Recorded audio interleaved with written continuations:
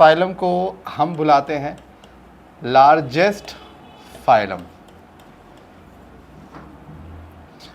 लक्ष्य इसको largest phylum क्यों बुलाया गया, मतलब ये इतना बड़ा फाइलम है क्यों? सवाल तो एक अपने आप में है, कोई भी फाइलम अगर बड़ा है तो रीज़न होगा इसके पीछे, और रीज़न नहीं तो फिर तो कोई भी हो सकता था, तो यही क्यों?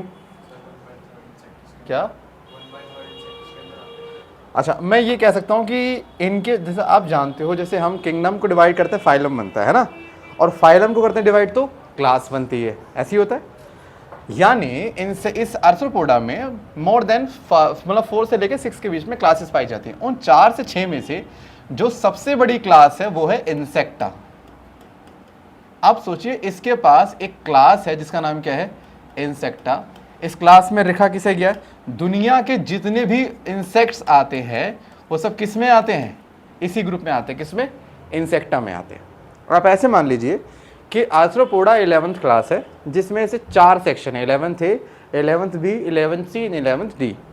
और 11th सी में 400 बच्चे हैं और पूरे स्कूल में 600 मिला के, तो स्कूल की सबसे बड़ी क्लास किसे मानी जाएगी? 11th। और 11th को इतना बड़ा दर्जा क्यों मिला? जस्ट बिकॉज ऑफ 11th सी या डी जो भी होगा सेक्शन। सो मैं ये कह रहा हूँ कि आर्थ्रोपोडा में और भी क्लासेस हैं, लेकिन जितनी बड़ी क्लास इंसेक्टा है उतनी कोई नहीं है। आप ये समझो, जो डेटा कहता है इस दुनिया के जितने भी एनिमल्स हैं उसमें से 70% एनिमल किससे बिलोंग करते हैं? इंसेक्टा से बिलोंग करते हैं। यानी 70% आउट ऑफ 100 का मतलब ये हो गया कि हर 10 में से 7 एनिमल जो आपको मिलते हैं वो एनिमल कौन होते हैं? वो इंसेक्ट्स होते हैं। कौन होते हैं? इंसेक्ट्स होते हैं। अब इतना बड़ा इतनी बड़ी क्लास आप जिस भी फाइलम को दोगे वो फाइलम क्या हो जाएगा? अपने आप बड़ा हो जाएगा। सोचो, अगर हमारे कह रहे हैं कि हमारा देश दुनिया का सबसे अमीर देश है, मान लेते अगर हम कह रहे हैं, तो उसके पीछे क्या होगा? मान लेते कि हमारे इंडिया में बिलियनर्स बहुत ज़्यादा हैं। लाइक इमेजिन करो हमारे पास 100 बिलियनर्स है जिनकी वजह से भारत इतना ऊंचा है।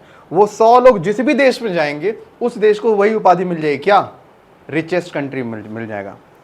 तो बेसिकली रिचेस्ट के लिए पूरा कंट्री रिस्पॉन्सिबल नहीं है, कुछ पर्टिकुलर लोग रिस्पॉन्सिबल, और जैसे वो किसी कंट्री में जाएंगे उसको सेम उपाधि पकड़ा देंगे। सेम आर्थ्रोपोडा को इतना बड़ा बनाया किसने? इंसेक्टा ग्रुप ने। और ये ग्रुप जिस भी फाइलम में जाएगा उसे क्या बना देगा? ये बड़ा बना देगा। अब हमारा अगला क्वेश्चन, ये इतना बड़ा फाइलम है क्यों? ये तो और डाउट है। आंसर सुनो क्या है। देखो, आर्थ्रोपोडा के जो मेंबर्स होते हैं दे हैव एक्सोस्केलेटन। देखो, 2 तरह का स्केलेटन होता है। स्केलेटन समझ लो क्या होता है। स्केलेटन एक ऐसी चीज़ जो हमारी बॉडी को एक आकार देती है, उसे हम क्या बोलते हैं? स्केलेटन। हमारी बॉडी को हमारी हड्डियों ने एक आकार दिया। हड्डी ना तो हम बिल्कुल एक कागज़ की तरह या कपड़े तरह से नीचे से गिरते हैं वैसे गिर जाएंगे, तो हड्डी हमारी क्या? स्केलेटन। अब बॉडी को आकार देने के 2 तरीके हैं, या तो बॉडी को बाहर से आकार दिया, बॉडी को अंदर से आकार दिया जाए। तो हमारे में हड्डियाँ बॉडी के अंदर गई हैं और वहाँ से हमें एक शेप दिया है, तो हमारा क्या हुआ? एंडोस्केलेटन। लेकिन एक होता है एक्सोस्केलेटन। एक्सो का मतलब क्या होता है? एक्सो का मतलब होता है बाहर, मतलब बॉडी के बाहर ये प्रेजेंट होता है। तो होता क्या है, इस ग्रुप में जो इंसेक्ट्स होते हैं, इन इंसेक्ट्स के ऊपर हमें एक स्केलेटन दिखता है बना हुआ, और ये जो स्केलेटन जो बना हुआ है बाहर, अच्छा क्योंकि बॉडी के बाहर है तभी मैंने इसको क्या बुलाया है? एक्सो। और ये जो बाहर है ये बना है पता है किससे? ये बना है काइटिन नाम के शुगर से। काइटिन एक तरह का क्या है? काइटिन एक तरह का शुगर है। क्या है? एक तरह का शुगर है। अब बताता हूं मैं क्या काम करता है ये। अगर इंसेक्ट्स के पास ये चीज ना हो तो इंसेक्ट्स को जब हम मारेंगे तो वो मर जाएगा बड़े प्यार से। लेकिन इस चीज के होने की वजह से जब भी कोई इंसेक्ट्स को बाहर से कोई डैमेज मिलता है, वो सारा डैमेज कौन झेल लेता है? ये काइटिन की शीट। अब जब सारा डैमेज इसको मिल गया तो डैमेज तो इंसेक्ट को मिला ही नहीं। जब इंसेक्ट्स को डैमेज नहीं मिला, इससे इंसेक्ट्स का डेथ रेट क्या हो जाएगा? हाँ, डेथ रेट कम हो जाएगा। किसी भी आबादी में 4 चीजें कंट्रोल करती है आबादी किसी की भी। पहला, उसमें कितने लोग पैदा हो रहे हैं। दूसरा, उसमें से कितने लोग मर रहे हैं। तीसरा, कितने लोग वहां पर बाहर से आ रहे हैं। चौथा, कितने लोग यहां से बाहर जा रहे हैं। ये 4 चीजें डिसाइड करती हैं। लेकिन जो सबसे मेन फैक्टर है वो है डेथ। आज जैसे आप लोग जानते हो कि भारत की आबादी बढ़ी है तेजी से, आपको आधा सच पता है बर्थ का। एक्चुअल रीजन भारत की आबादी बढ़ने का डेथ रेट है। दुनिया की जितनी भी कंट्रीज, चाहे यूरोपियन कंट्रीज हो, कोई अदर कंट्रीज हो, इन सब में वॉर हमेशा रही है, और जब जब वॉर रहती है पॉपुलेशन क्या रहती है? डाउन, डेथ बढ़ जाती है। हमारी एशियन कंट्रीज में वॉर हमने कभी देखी ही नहीं है। कि अफगानिस्तान पाकिस्तान इंडिया ने वॉर कभी देखी है? अंग्रेजों की भाषा कभी वॉर देखी नहीं है। अंग्रेज पहले मुगल शासन में होता होगा, लेकिन अंग्रेज जिस टाइम पे उसका तो हमने इतनी वॉर देखी नहीं थी। वर्ल्ड वॉर 3 वो भी हुई थी किसके बीच में? यूरोपियन कंट्रीज में हुई थी, हमारे एशियन कंट्रीज में नहीं हुई थी। तो जब हमारे देश में इतनी वॉर कभी हुई नहीं तो लोग मरे ही नहीं। जब मरे नहीं तो डेथ रेट क्या हो गया? कम हो गया। और डेथ रेट कम हो गया तो लोग मर तो रहे नहीं, लेकिन नए लोग तो आए जा रहे हैं। इस वजह से पॉपुलेशन बूस्ट मार गया। देखो, बर्थ रेट है दैट इज वो बढ़ाएगा पॉपुलेशन को x स्पीड से, और डेथ रेट नहीं है, ये हो गया 2x स्पीड। भूकंप आया नहीं है, मतलब जो भूचाल आया किसकी वजह से आया? डेथ रेट लेकर आता है। सो क्योंकि इंसेक्ट्स की डेथ जल्दी नहीं होती। आप देखो कॉकरोच किस में आता है? इंसेक्ट्स में। चींटी किस में आती है? इंसेक्ट्स में। एक बार चींटी को पैर से मारने मरेगा नहीं, बॉडी इतनी हार्ड है। कॉकरोच को मारते जल्दी से मरता नहीं, क्यों? बॉडी पे क्या है उसके? शीट। और क्योंकि वो जल्दी से नहीं मर रहा है इसलिए उसका डेथ रेट क्या हो गया? कम। और क्योंकि डेथ रेट कम हो गया इसलिए उसका नंबर क्या है? ज़्यादा। इस दुनिया में एक सीधा हिसाब है, आबादी सिर्फ उसी की ज़्यादा मिलेगी जिसका डेथ रेट क्या होगा? कम, या जिसका बर्थ रेट बहुत ज़्यादा क्या होगा? हाई। दो ही रीज़न है। और ये ज़्यादा क्यों मिल रहे हैं? बच्चे ज़्यादा पैदा नहीं कर रहे हैं, ये मर नहीं रहे इसलिए ज़्यादा हो रहे हैं इनकी आबादी। तो इसीलिए इंसेक्टा इतना बड़ा ग्रुप बन गया। और इसीलिए इंसेक्टा हमारा आर्थ्रोपोडा में क्यों आया? देखो, आर्थ्रोपोडा का एक मीनिंग होता है। आर्थ्रोपोडा को बनाया जाए तो आर्थ्रोपोडा 2 वर्ड से मिलकर बनाया गया, एक आर्थ्रो से और एक पोडा से। पोडा का मतलब बायोलॉजी में फीट होता है एंड आर्थ्रो का मतलब होता है जॉइंट। आई थिंक आप लोगों ने आर्थराइटिस तो सुना ही होगा। आर्थराइटिस, जोड़ों की जो सूजन होती है, इसे क्या बुलाते हैं? आर्थराइटिस। तो वहाँ भी आर्थ्रो मतलब क्या आया? जॉइंट। जॉइंट को क्या बुलाते हैं? आर्थ्रो। इनके पैर जब देखोगे तो इनके पैर लगता है जैसे किसी ने ना पहले, जैसे स्प्रिंग रोल होता है, पहले टुकड़ों में काट दिया, बाद में फिर किसी ने जाके इनके पैर को जोड़ दिया। तो इनके पैर क्या है? इनके पैर क्या है? देखो, 1 जॉइंट, 2 3 4 5 6। हमारे नहीं भाई, हमारा 1 2 दैट्स इट। हमारे टुकड़े नहीं है। हमारे टुकड़े कैसे होते हैं? हमारे फीमर जो है, ये वाले थाई बोन जो है, इसको सोचो हमने 50 टुकड़े कर दिए, फिर इनको हमने प्लेट से जोड़ जोड़ के एक हड्डी बना दी, फिर अगले के 50 टुकड़े कर दिए। लेकिन हमारी तो पूरी साबुत है ना, एक साबुत है, ये पूरी साबुत है। इनके में ऐसा नहीं होता। इनके में पैर कैसे होते हैं? टुकड़ों में पाए जाते हैं, बस टुकड़े असेंबल्ड होते हैं इनके में। आप सोचो, एक ना जैसे आजकल वो होता है, हम एक पजल गेम पहले खेलते थे, अब तो पता नहीं क्यों, कि ना पहले ऐसे बहुत सारे वो कागज़ के टुकड़े होते थे, वो बिखरे होते थे, हम इनको जोड़ के एक इमेज बनानी होती थी, याद है? वो पूरी इमेज जो है वो एक सिंगल इमेज नहीं है, वो क्या है? मल्टीपल इमेज को बनाकर बनाएंगे। सोचो वैसे अगर मैं एक सिंगल इमेज बनाऊं सिंगल शीट पे, that is different, that is different. ये वाली जो इमेज है ये टुकड़ों से मिलकर बनी है, सुनो, इसमें क्या मल्टीपल जॉइंट्स है? क्या यहाँ पर मल्टीपल जॉइंट्स है? नहीं। मैं इस फोटो को 2 पार्ट में बना दूं ना तो भी वो जॉइंटेड नहीं है भाई, वो एक ही तो जॉइंट है, इतने को हम ध्यान देते नहीं है। कितना अगर मल्टीपल जॉइंट है तो माना जाएगा जॉइंटेड। इनके पैर में क्या होते हैं? Multiple joint. दैट्स व्हाई हम क्या बोलते हैं? They have jointed legs. Exam में क्वेश्चन आएगा, आर्थ्रोपोडा को आर्थ्रोपोडा क्यों बोला गया है? बोलना because they have jointed legs. इनके पास पैर जुड़े हुए होते हैं सारे, इनके पास जॉइंट बहुत सारे होते हैं पैर में। क्या पहले इतना क्लियर है? आर्थ्रोपोडा क्यों बोला गया? लार्जेस्ट फाइलम क्यों है? अब सुनो, अब मैं आपको ये तो नहीं पढ़ाने वाला ये कहाँ मिलते हैं, देखो ये आप जानते हो। हैबिटेट की बात करें, इतना बड़ा फाइलम है भाई, डाइवर्सिटी तो भयंकर वाली शो करता है। ये मिलता है पानी में भी, झींगा आप देख लो, क्रैब देख लो, और ये मिलता है टेरेस्ट्रियल, सॉइल पे भी मिलता है। कॉकरोच देख लो, चींटियाँ, ये बटरफ्लाई, ये सारे क्या हैं? सारे इसी के मेंबर हैं। कहाँ मिलते हैं? टेरेस्ट्रियल एरिया में। अगर मैं डेवलपमेंट की बात करूं तो इनके जो मेंबर है ये शो करते हैं इनडायरेक्ट डेवलपमेंट। इनडायरेक्ट से मेरा मतलब क्या हुआ नैना? लार्वा बनता है इनके अंदर। तो मैं अगर यकीन ना हो तो तुम्हें मैंने बटरफ्लाई का एक डायग्राम दिखाया था, बटरफ्लाई में लार्वा बनता है ना, तो लार्वा बनना मतलब कौन सा हो गया? इनडायरेक्ट डेवलपमेंट हो गया भाई इसके अंदर। अच्छा, इनकी बॉडी के अंदर सेगमेंटेशन देखी जाती है। अब बॉडी में इनके पास 3 तरह की कंडीशंस होती हैं। इनके कुछ मेंबर्स के पास हेड होता है, थॉरेक्स होता है, और फिर इनके पास एक एब्डोमेन होता है। मतलब क्या होगा? इनके पास हेड, थॉरेक्स और एब्डोमेन। कुछ मेंबर्स में क्या हो गया? इनका हेड और थॉरेक्स आपस में जुड़ जाता है, और जुड़ गया तो क्या बन जाएगा? एक सिंगल स्ट्रक्चर। ये तो इनके पास क्या हो गया? अच्छा, हेड थॉरेक्स तो जुड़ गया, अगर दोनों जुड़ गए तो ये कहलाता है सेफेलोथॉरेक्स। मैं आपको बता दूं, सेफेलो का मतलब होता है हेड। क्या होता है? हेड होता है सेफेलो का मतलब। सेफेलो वर्ड बायोलॉजी में कहीं भी आएगा मतलब क्या रहेगा? हेड से रहेगा। यानी इसमें क्या हो गया? हेड और थॉरेक्स आपस में जुड़ गया। लेकिन इसमें अभी क्या अलग है? एब्डोमेन अलग है। तो इसमें पहला body part is cephalothorax and second body part is abdomen. जबकि जो हमारा तीसरा केस है, कईयों में क्या होता है हेड अलग होगा लेकिन थॉरेक्स और एब्डोमेन जुड़ जाते हैं, तो इसमें पहला पार्ट क्या आएगा, हेड, दूसरा इसमें थॉरेक्स और एब्डोमेन जुड़ गए, इसे क्या बुलाते हैं, ट्रंक। तो कई बार क्वेश्चन आता है ट्रंक में क्या क्या चीज़ें मिली पड़ी हैं। ट्रंक में दो चीज़ें मिक्स हो गई हैं, एक हो गया थॉरेक्स और एक हो गया एब्डोमेन। और हम बात करें सिफेलो में क्या आ गया, हेड प्लस थॉरेक्स। अब इनकी तीन कैटेगरी है, कैटेगरी कोई सी भी हो, क्लियरली दिख रहा है मेटामेरिज्म शो कर रहे हैं, बॉडी में सेगमेंट्स दिख रहे हैं आपको। अच्छा, इसके बाद ना देखो हर एक ऑर्गेनिज्म को भाई एक्सक्रीशन करना ज़रूरी है, बॉडी से वेस्ट नहीं निकालेंगे तो दिक्कत हो जाएगी। हमारे पास क्या है एक्सक्रीशन के लिए, किडनी। एक्सक्रीशन याद है ना, बॉडी में जितना भी आपके सेल्स वेस्ट बनाती हैं उसको मेटाबॉलिक वेस्ट कहते हैं, उस वेस्ट के निकालने को क्या बोलते हैं, एक्सक्रीशन। और वो काम जो करेगा उसे हम क्या बोलते हैं, एक्सक्रीटरी स्ट्रक्चर, जिसे हम किडनी कहते हैं परिभाषा में, एग्जैक्टली सेम एक्सक्रीटरी स्ट्रक्चर। और यहाँ पर एक्सक्रीटरी स्ट्रक्चर इनके पास पाया जाता है मालफिजियन ट्यूब्यूल। ये हमारे पास तो किडनी, इनके पास किडनी वगैरह नहीं होती, इनके पास पाई जाती है क्या, मालफिजियन ट्यूब्यूल। अब ये क्या होता है, देखो मालफिजियन है साइंटिस्ट का नाम, इनके पास बॉडी में कुछ ऐसे ट्यूब्स सी होती हैं, कैसी होती हैं, बस ये ट्यूब ऐसे थ्रेड लाइक होते हैं ऐसे। इन ट्यूब्स का काम क्या होता है, बॉडी में जितना भी वेस्ट घूम रहा है ये सारा वेस्ट खींच खींच के इकट्ठा कर लेंगे और वो सारा वेस्ट बॉडी के बाहर निकाल देते हैं।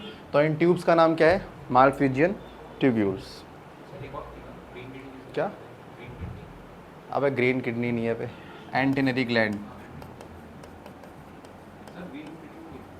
ग्रीन किडनी थोड़ी बोलते हैं, एंटेनरी ग्रीन ग्लैंड बोलते हैं इसको। ये मिलता है क्रस्टेशियंस में, क्रस्टेशियन मतलब वो होते हैं जो झींगा वगैरह आते हैं, वो उसमें मिलता है। अब इसको मैं क्यों लिख रहा, देखो ऐसा है, सबसे बड़ी क्लास है, यानी इन्फॉर्मेशन यहाँ बहुत भरी पड़ी है, इसकी तुम कब इमेजिन भी नहीं कर सकते कितना इन्फॉर्मेशन इस ग्रुप में है। तो इसमें हमें क्या किया गया, हम उस फीचर्स की बात करें जो मोस्टली इनके मेंबर में मिलती है, हम सबकी बात नहीं करते। दुनिया का इतना बड़ा फाइल हम आप कैसे पढ़ सकते, सारा कुछ पॉसिबल ही नहीं है। तो हम जो है ना, देखो ये लिखने को दिक्कत नहीं है, लेकिन बेसिकली आपके एग्जाम में तो आपके नंबर 1 प्रायोरिटी क्या रहनी चाहिए, मालफिजियन ट्यूब्यूल। दे सोच ना 70% ग्रुप हमारा इंसेक्ट है, उसके पास यही वाला है, तो मैं तो ये फॉलो करूँगा ना जो ज़्यादातर ग्रुप में देखने को मुझे मिलता है, दूसरा लेके कन्फ्यूजन थोड़ी बढ़ानी है। हालांकि एनसीईआरटी में है लेकिन ये आगे ह्यूमन फिजियोलॉजी में आएगा। सो आपके पास फर्स्ट ऑप्शन ये है, सेकंड ऑप्शन क्या है, ये। लेकिन किस में मिलता है ये, क्रस्टेशियन। क्रस्टेशियन एक आगे दूसरी क्लास है, इसमें वो झींगा आते हैं, झींगा खाते भी तो लोग बड़े प्यार से, प्रॉन वगैरह। प्रॉन नहीं सुना तुम लोगों ने बे, अबे लोग दीवाने उसके। इसके बाद इनके बॉडी में आते हैं सेंसरी ऑर्गन्स। अब सेंसरी ऑर्गन सुन लो क्या चीज़ होती है।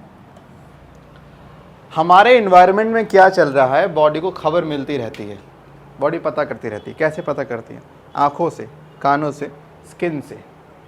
बाहर ठंडा गर्म है वो आँखों से नहीं पता लगेगा, ना कानों से पता लगेगा, किससे लगेगा, स्किन बता देगी आपको ठंडा गर्म है कि नहीं। टेस्ट आपको ये स्किन नहीं बताएगी, वो आपकी जीभ बताएगी। बाहर के जो साउंड है वो आपकी आइज़ नहीं, वो आपकी ईयर। तो नेचर के हर एक सिग्नल को रिसीव करने के लिए बॉडी ने एक ऑर्गन तैयार किया, उसको क्या नाम दिया, सेंसरी ऑर्गन। ठीक है, अब इन सेंसरी ऑर्गन में से सबसे पहला ऑर्गन यहाँ पर हम मेंशन करते हैं, कौन सा, आई मेंशन करते हैं। इनके पास भी आँखें होती हैं, लेकिन इनके पास जो आँखें होती हैं वो नॉर्मल नहीं होती, दे हैव कंपाउंड आई। अब सुनो कंपाउंड आई क्या होती है। देखो आँखें दो तरह की होती हैं, एक होती है सिंपल जो हमारे पास है, एक होती है कंपाउंड। दोनों फ़र्क सुनना। अगर एक आँख में एक ऑब्जेक्ट की एक इमेज बन रही है, मतलब मेरी आँख में उस कैमरे की सिर्फ एक इमेज आ रही है, तो मेरी सिंपल आई है। लेकिन अगर मेरी एक आँख के अंदर एक ऑब्जेक्ट की लाखों इमेज बन रही हैं, सेम ऑब्जेक्ट की लाखों इमेज सेम टाइम पे, तो ये क्या है, ये मेरा कंपाउंड। इसको आप ऐसे समझो, जब हम फ़ोटो खिंचाने जाते हैं फोटोग्राफर पे, तो आपकी फ़ोटो क्लिक करके ना वो एक शीट पे निकालता है, लेकिन शीट पे आपकी पूरी फ़ोटो भरी होती है ना, ऐसे बहुत सारी पासवर्ड से लगे, बाद में कट करके आपको सेपरेट करके देता है, ऐसे ही होता है। तो सोचो वो जैसे एक शीट पे मल्टीपल इमेजेस आई हैं। सोचो अगर ऐसी इमेज एक आंख में बन रही है तो वो कंपाउंड आई कहलाएगी, लेकिन एक शीट पे एक ही इमेज है, वो वाली आपकी सिंपल आई। इनके साथ क्या होता है, जैसे मैं बता रहा हूँ कॉकरोच की कहानी। कॉकरोच में ना ऐसे बॉडी, इनकी आँखों में ऐसे मल्टीपल बॉक्सेस बने होते हैं ऐसे।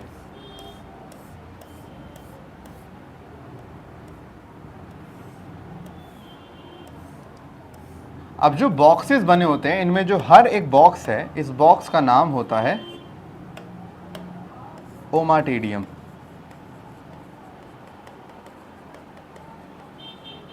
IUM कब आता है? सिंगुलर के लिए आता है। थोड़ा इंग्लिश है यहाँ पे, ये बायो नहीं है। कभी किसी के नाम के आखिर में IUM आ जाए सिंगुलर है, और IA आ जाए वो प्लूरल है, मतलब बहुवचन और एक वचन। सो ओमाटीडियम कह लो, ओमाटीडियम कह लो। एक ओमाटीडियम एक आँख के बराबर होता है। अगर सामने लवली यहाँ खड़ी है तो उस लवली की इमेज यहाँ बनेगी, एक छोटी सी ऐसे, एक आँख के बराबर है। और ऐसे इसकी एक आँख में लगभग 2000 ओमाटीडियम पाए जाते हैं। मतलब ये कह सकते हो इसकी आँख में 2000 छोटी छोटी आँखें पाई जाती हैं। यानी इसकी इमेज कितनी बनेगी? 2000 हर चैम्बर में। 2000 यहाँ, 2000 वहाँ, लेफ्ट काना तो होगा नहीं, दोनों ही होंगे आगे। अब यहाँ पर एक आता है सुपर इम्पोज जिसको बोलते हैं, सुपर पोजिशन जिसको बोलते हैं। यहाँ पे सारी इमेज को मिलाकर ऐसे मिलाया जाता है। सारी इमेज को एक के ऊपर एक रखते हैं ना, तो जब ये सारी इमेज को मिलाता है तो यहाँ पर बनती है हाईली ब्लर्ड इमेज। क्या बनती है?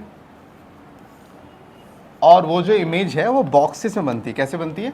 बॉक्सेस में। मतलब आपने कई बार देखा होगा टीवी में, जब वो किसी का चेहरा नहीं दिखाना चाहते तो वहाँ पे बॉक्सेस बनते हैं, चेहरा थोड़ा फेट करना, ऐसे बॉक्सेस स्क्वायर स्क्वायर से बन जाता है ना, उसको मोज़ेक फॉर्मेशन बोलते हैं। क्या बोलते हैं? Mosaic formation.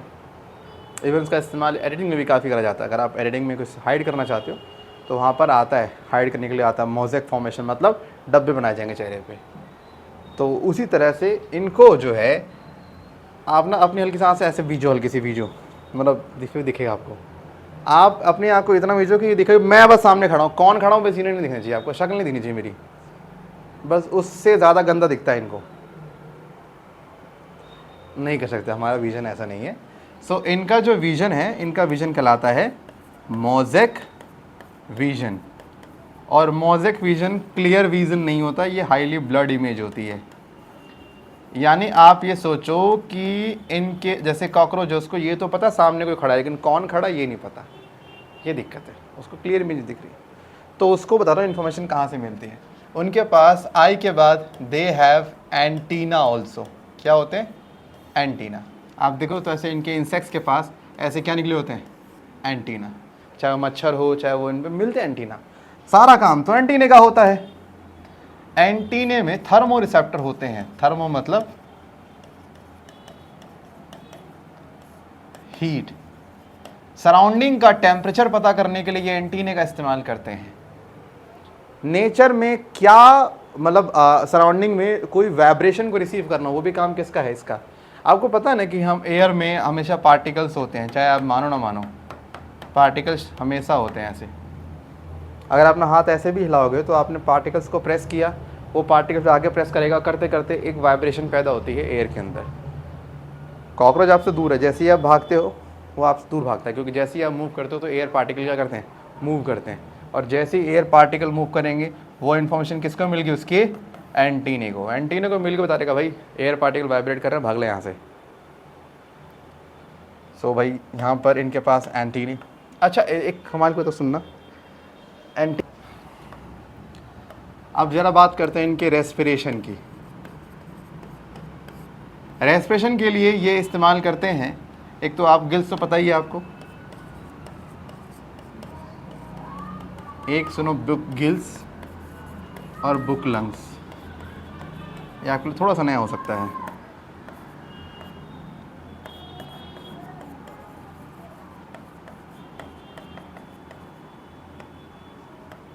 देखो बुक गिल्स, नॉर्मल गिल्स आप जानते हो जो कि यूज़ होते हैं पानी में रहने वालों के लिए, पानी में जिसको चाहिए रहना होता है वो बेसिकली गिल्स का इस्तेमाल करता है। इनके गिल्स का नाम बुक गिल्स क्यों है? क्योंकि जैसे हमारे बुक में मल्टीपल क्या होते हैं? मल्टीपल पेजेस होते हैं तो जैसे हमारे पास बुक्स में मल्टीपल पेजेस होते हैं, इनके लंग्स इनके गिल्स में ऐसे मल्टीपल शीट्स पाई जाती हैं। मतलब इनके जो जो गिल्स है ना, ऐसा लगता है जैसे किताब है, किताब में पन्ने बहुत सारे, इनके गिल्स में बहुत सारे फ्लैप होते हैं, पेजेस होते हैं। और क्योंकि इनके पास बुक्स जैसे पेजेस पाए जा रहे हैं, तभी इसको क्या बुला रहे हैं, बुक गिल्स। एक आता है बुक लंग्स। अब बुक लंग्स में क्या होता है कि यहाँ पर बुक का कॉन्टेक्स्ट जो है वो पेजेस से नहीं है। देखो दोनों पे नाम भले ही बुक आ रहा है। सोचो ना, मैंने एक को बोला कि भाई जो टाइगर लग रहा है, दूसरे बोला तू भी टाइगर लग रहा है, लेकिन दोनों का कॉन्टेक्स्ट अलग है। एक में उसकी बॉडी में टाइगर जैसे बॉडी पे पैटर्न्स बन चुके हैं, इसलिए बोला टाइगर मैंने बोला, और दूसरा जो टाइगर जैसे फुर्ती शो कर रहा है, तो दोनों को टाइगर नाम दिया, लेकिन दोनों का मतलब अलग अलग है कि नहीं, सेम। भले ही दोनों में बुक बोला, लेकिन दोनों में बुक के कहने का लॉजिक अलग है। लंग्स के केस में मैं बुक क्यों बुला रहा हूँ, जैसे बुक्स को हम ओपन क्लोज कैसे करते हैं, जैसे ओपन क्लोज, इनके जो लंग्स हैं वो इसी तरह से खुलते हैं और क्या होते हैं, बंद होते हैं। मतलब इनकी ओपनिंग एंड क्लोजिंग 3 4, तो ये हमारा बुक गिल्स। अब लेकिन स्कॉर्पियन में आपको नहीं दिख सकता भाई, वो फिर वो फंक्शन है, फंक्शन की कोई इमेज यहाँ पे नहीं मिल रही है। तो बस याद रखना कि यहाँ पे दोनों के बुक के कहने का मतलब क्या है, अलग अलग। अब ट्रैकियल सुनो क्या होता है। ट्रैकियल ये हमारे वो मिलते हैं, कॉकरोच में मिल जाते हैं। ट्रैकियल में क्या होता है, जैसे बॉडी जो है, इमेजिन करो कि ये हमारी कॉकरोच की बॉडी है, इसके साइड में ना, बॉडी के साइड में ऐसे कॉकरोच की बॉडी में साइड में छेद होते हैं बहुत सारे, और कॉकरोच की बॉडी के इन साइड वाले छेद को बोलते हैं स्पाइरेकल्स। क्या बोलते हैं, स्पाइरेकल्स। सोचो हमारे ऐसे ऐसे ऐसे कर ले, ऐसे ड्रिल मार दी ऐसे बहुत सारे साइड में हमारे होल्स आ गए, ऐसे इसके पास होते हैं, और हर होल से ट्यूब बन जाती है। इस ट्यूब का नाम होता है ट्रैकिया, जिसे आप पढ़ते हो। फिर ट्रैकिया ब्रांच बनाता है 1 और 2, तो वो भी कम नहीं है, वो भी ट्रैकिया भेजेगा, क्या बनाएगा, ऐसे ब्रांच बनाएगा। इन ब्रांच का नाम होता है ट्रैकियोल्स। क्या होगा, ट्रैकियोल्स। तो होता ये है कि इनमें ये जो पूरा नेटवर्क है, अच्छा बीच में इनकी बॉडी के क्या पाए जाते हैं, ये टिश्यू पाए जाते हैं। यहाँ से ऑक्सीजन आती है और यहाँ से CO2 बाहर निकल, हालांकि सेम से भी आ सकते हैं, लेकिन मैं अभी सिंपली दिखा रहा हूँ, यहाँ से निकल गई CO2। तो सोच के देखो, ऑक्सीजन आई ऐसे और निकल गई CO2 ऐसे, ऑक्सीजन आई ऐसे, CO2 निकल गई ऐसे। फिर यहाँ का जो टिश्यू होगा उसको ये सप्लाई करेगा। यानी इनके केस में क्या होता है, हर बॉडी पार्ट को सेपरेटली ऑक्सीजन मिलती है। हमारे में तो ऐसा नहीं है, हमारे में फेफड़े ने ऑक्सीजन भर ली, वो सबको भेज देगा। अच्छा आप ऐसे सोचो कि 4 दोस्त हैं या 5 दोस्त हैं, 5 को भंडारे में जाना है या शादी में जाना है, तो 5 जाके सर्व कर रहे हैं, खा रहे हैं, मतलब सब अपना अपना देखा। एक होता है कि 5 में तू 4 बैठो, एक कह रहा मैं लेके आ रहा हूँ, सबके हिस्से का मैं ही ला रहा हूँ एक बार में। तो वो वाली चीज़ हमारी बॉडी में है। लंग्स कह रहा है तुम सब बैठो, मैं तुम्हारे लिए ले रहा हूँ ऑक्सीजन। इसकी बॉडी में ऐसा नहीं है। इसकी बॉडी में हर पार्ट खुद से क्या करता है, अलग से सांस लेता है। अगर आप ये ब्लॉक कर दोगे तो पूरी बॉडी नहीं मरेगी, सिर्फ इतने पार्ट में दिक्कत आएगी इसके। इनका ये फायदा है। हमारे में अगर हमने लंग्स ने काम करना बंद कर दिया, पूरी बॉडी नहीं बढ़ जाएगी। इनके में ऐसा थोड़ी है, हर पार्ट को अलग से मिल रहा है। एक पार्ट ब्लॉक करोगे सिर्फ उसी पार्ट में दिक्कत आएगी। सो इस सिस्टम को क्या बुलाते हैं, ट्रैकियल सिस्टम। ये कुछ इस तरह का, इतना को आपको ध्यान नहीं देना। अच्छा इसके बाद हमें अब थोड़ा सा इन पे गौर फरमाना है, इनके एग्जाम्पल्स पे लेके। और भाई हाँ, मैं अगर बोलूँ ना, इन शॉर्ट इस ग्रुप की इकोनॉमिक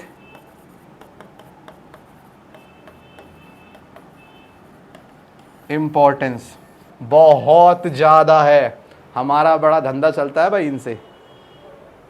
सिल्क की साड़ियाँ सुनी है। एक हमारे लैक इंसेक्ट्स हैं, लैक इंसेक्ट्स, उनसे एक थ्रेड बनाते हैं, उसका हम कितने कपड़ों में इस्तेमाल करते हैं। हनी भी हो गया, हनी भी से हनी निकलता है, उसका कितना फ़ायदा है।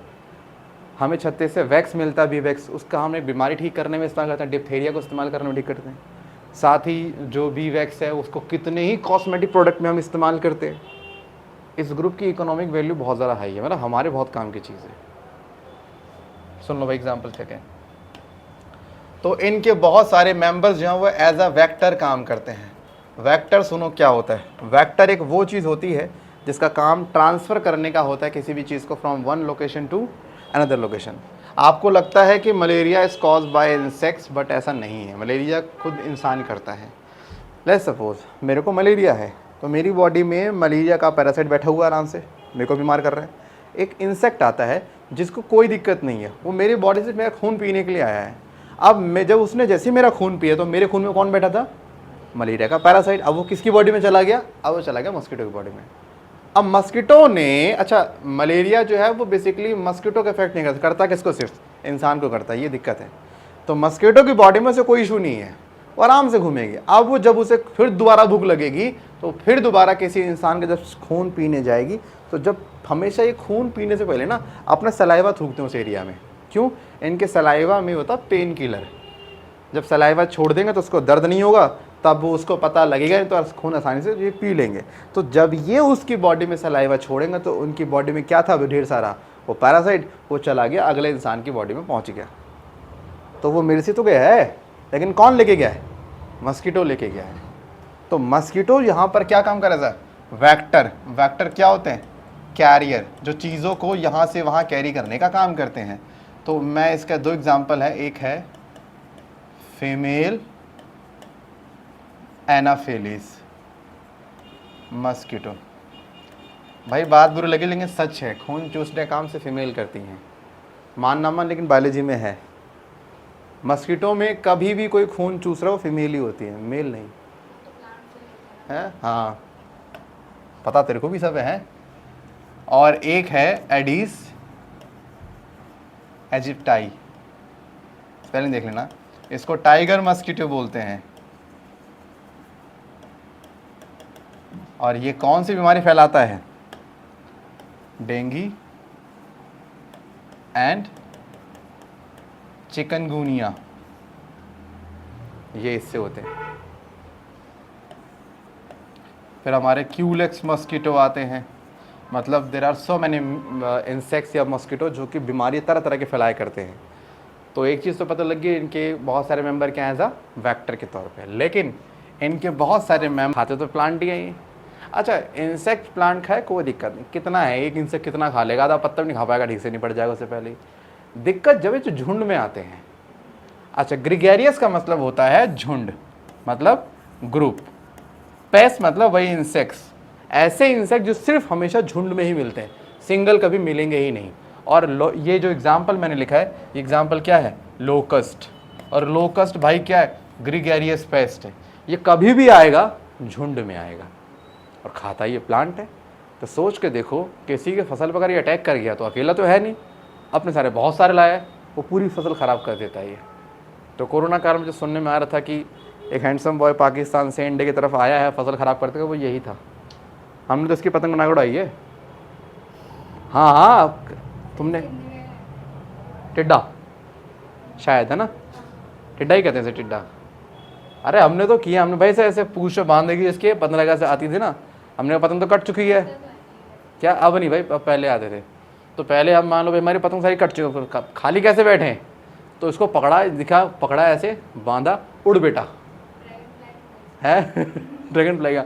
और बाद में फिर हमने थ्रेड तोड़ दिया, फिर उड़ता है, तो अपना क्या ही दिक्कत है। अब तो खैर सब नई चीज़ें होती हैं। फिर हमारे पास इसमें एक आता हमारा हनी बी। इसके भाई बहुत सारे फ़ायदे हैं। पहला हनी की बहुत ज़्यादा न्यूट्रिशियस वैल्यू है। हनी एक ऐसी चीज़ है जो आपके डाइट में बहुत आपको हेल्प करेगा अगर आपने ऐड कर रखा है तो। और हनी कभी ख़राब भी नहीं होता, पता है शायद ख़राब क्यों नहीं होता?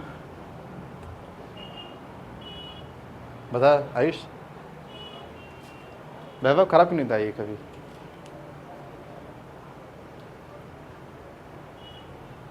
ख़राब ना फूड आइटम में से वही चीज़ होती है जिसमें पानी होता है। बताओ क्यों ख़राब करता कौन है? Bacteria, fungus. बेसिकली फंगस ज़्यादा रिस्पॉन्सिबल है।